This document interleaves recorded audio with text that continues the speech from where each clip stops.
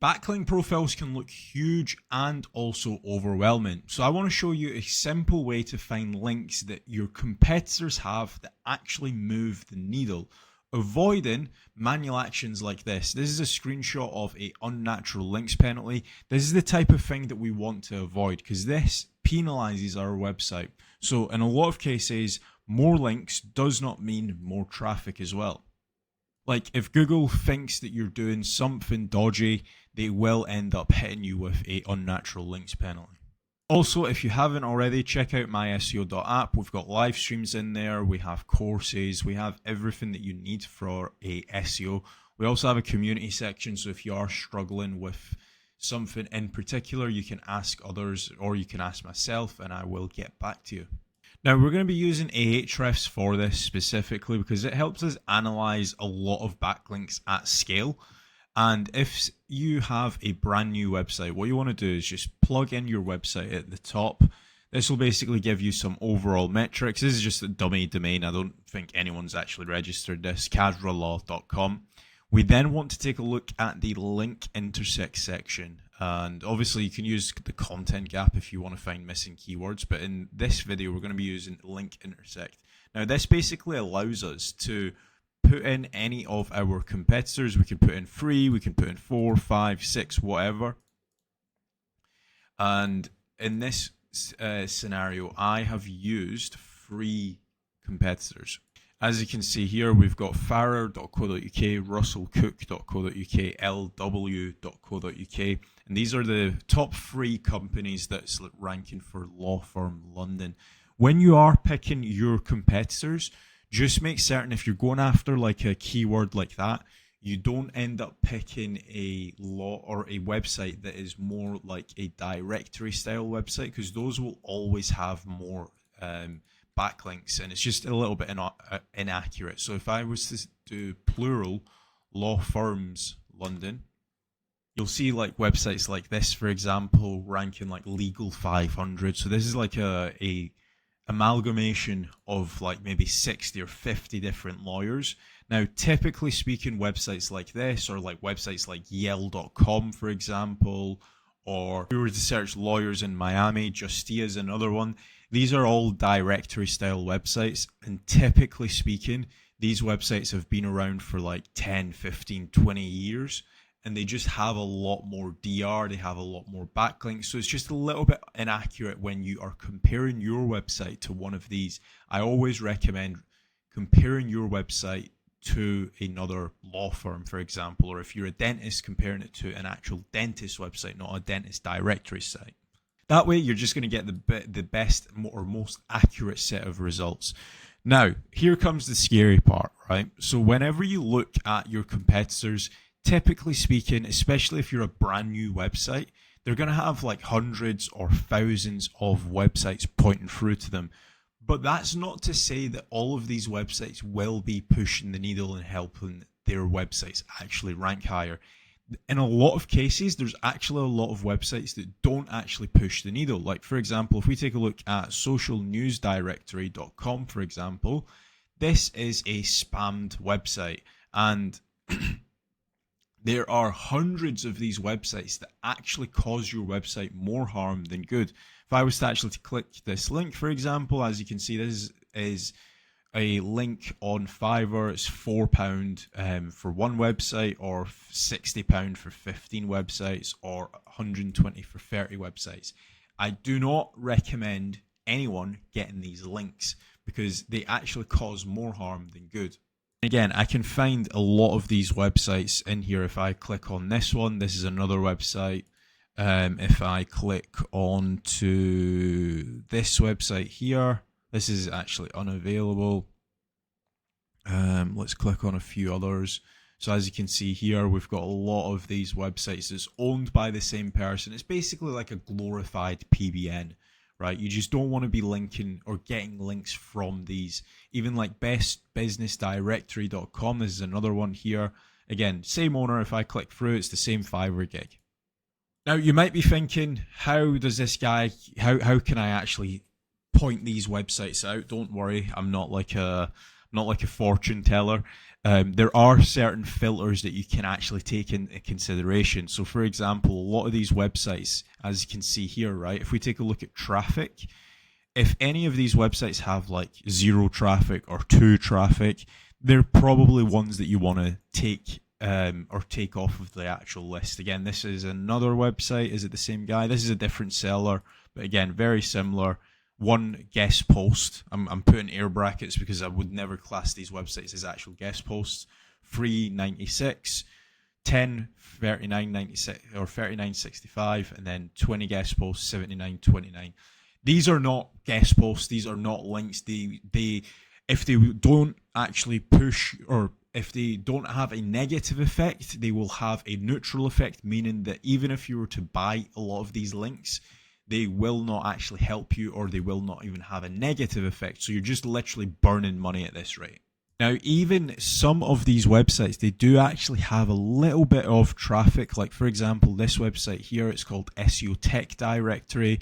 That's got 11 traffic. But if we were to actually apply like a small filter traffic of, let's say we do 1,000 as an absolute minimum, right? And take a look at the actual domain count, right? So right now we're currently looking at 11,000 domains.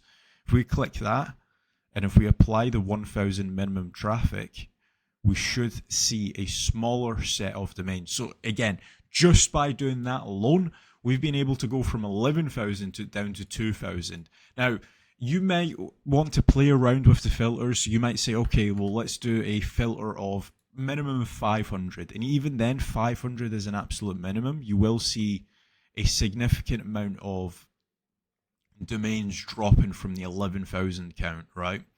So if we see 2,552, so I'm happy with that, right? Now if we now take a look at some of these domains, if we take a look at this website here, right, this is like the lowest traffic that I've seen so far.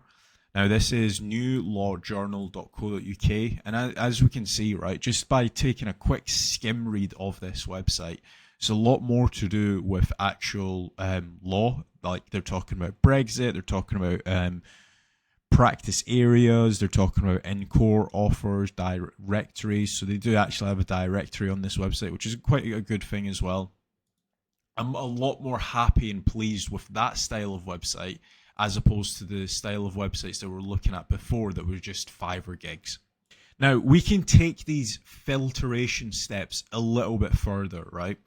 Now, we can apply do follow links. Now, I'll tell you when you should use do follow links and when you should use no follow links, right? So no follow links are typically when you are first starting out your website. You want your first maybe 100, 200, 300 backlinks to be no follow links. Now, I've given a very wide range there from 100 to 300. This does come down to which industry you're in. Like, for example, if you're in law is a little bit more difficult to rank for. If you are in finance, again, finance is a little bit more difficult to rank for. So you will probably need some more no-follow citations, directories, and stuff like that. Whereas if you are in a local area and you do, let's say, carpentry, then you might only need 100 no-follow links. You won't need much. So as you can see here, the no-follow links, we've got 476 of these to acquire. Again, a lot of these actual directory style sites are actually relatively decent when you start filtering them down. So for example, Thomson Local, if you're in UK, this is a really good directory to actually get listed on, and it's also free as well. So you can get listed on there for free. You won't get everything, but again, I would only get the free listing. I wouldn't get the paid listing. And this is another one which is completely free. Sign up for free. It gets your business listed on here completely. It gets all of your business descriptions, FAQs, etc. on there as well, which is, again, really good for helping LLMs as well. If you're struggling to rank in LLMs, websites like these and also the Thomson Local that I showed before definitely helps. This is like the fundamental it's the fundamentals when it comes to off-page SEO. You want to make certain that you're getting all of your actual citations and your directories as well. So for example, as another one as well, we get you found.uk. Again, it embeds your map listing, your address, your business description, where you're located, what you actually do.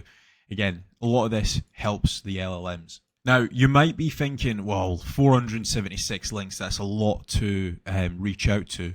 What you can actually do is you can select at least 2 competitors. And again, this will break it down. So again, we went from 476 domains to 64 domains. And at least we know that all of these links that we're looking at least pointing to 2 of our competitors, right? So again, that's one way that you can actually break it down. Then once you've let's say gotten 100 no follow links, the next step, what we want to do is select do follow links. And these are going to be the ones that we want to spend a little bit more time on. We want to actually do some outreach through to. But again, what we can do is right now we're currently looking at 2,119 domains. We can again apply a filter to at least 2 of our competitors. In some cases, I do select all 3 competitors, but it ends up finding, like, right now we've only got 25 domains. So I would at least have it as at least 2 competitors. And at that point, you're actually looking at a good range of domains. It's not too heavily filtered. One thing I would say when you are looking at these domains is you don't want to go to the absolute extreme when it comes to filtering your domains, because otherwise you're going to end up looking at, for example, The Guardian, Buzzsprout, The Times, and it's very hard to get links on some of those. Whereas if you're looking at some of these easier to get domains, you're able to get a lot more of these domains. So, for example, we've got like the European Business Magazine, we've got Business ABC, we've got Global Relay. All of these websites would be websites that I would be looking to reach out to. Obviously, what you want to do as well is take a look at some of these websites and look to see if there's any relevancy there. What have they spoken about before? Typically speaking, if they're linking to 2 of your competitors, it's probably a link that you want to acquire. But it's always good to spot check some of these domains. Now, if you want to actually outreach to these websites and try and get listed on them, there's a few different methods. You can obviously take a look to see if they have a contact form or an email. As we can see here, we have got an email down here. We actually have got a contact section here. Now, if you can't find any of these, right, I recommend using a tool called hunter.io. It's completely free. I think you get 50 searches per month for free. Then what you would want to do is copy and paste that domain into the domain search area. And then you've obviously got these actual people. Now, if, say, for example, you want to get listed on a specific actual page, what you might want to do is take a look and see who's actually written the actual article. In some cases, they will actually have the offer. So let's say, for example, if we took a look at this and we saw that it was Nick that wrote the actual article, this would be the person that we would want to reach out to. So then we've obviously got their email, or we can obviously take a look at their LinkedIn and obviously reach out via LinkedIn as well. What you would then basically want to do is just click connect and then obviously send them a message on LinkedIn or email them. Also, if you don't know what to send them out via like the email and stuff, I will have a link to this sheet down below, because I do actually have a few different outreach templates that you can obviously use as well. So you can obviously send this out to them and try and get a link that way. As you can see, right, even for really difficult keywords like law firms London, you don't actually need that many links. When you break it down like this, when you break it down using no follow links, we're only looking at 64 no follow links. When you break it down using do follow links, we're only looking at 118 do follow links. So in total, you're probably at an absolute maximum, you're only going to need about 250 links that actually push the needle.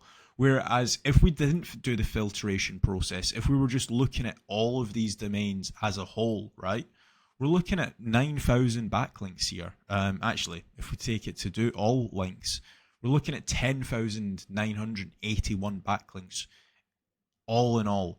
But that's not to say that all 10,000 links are pushing the needle. It's going to be a small percentile of these links, and it's really important that you actually dial in your filtration process.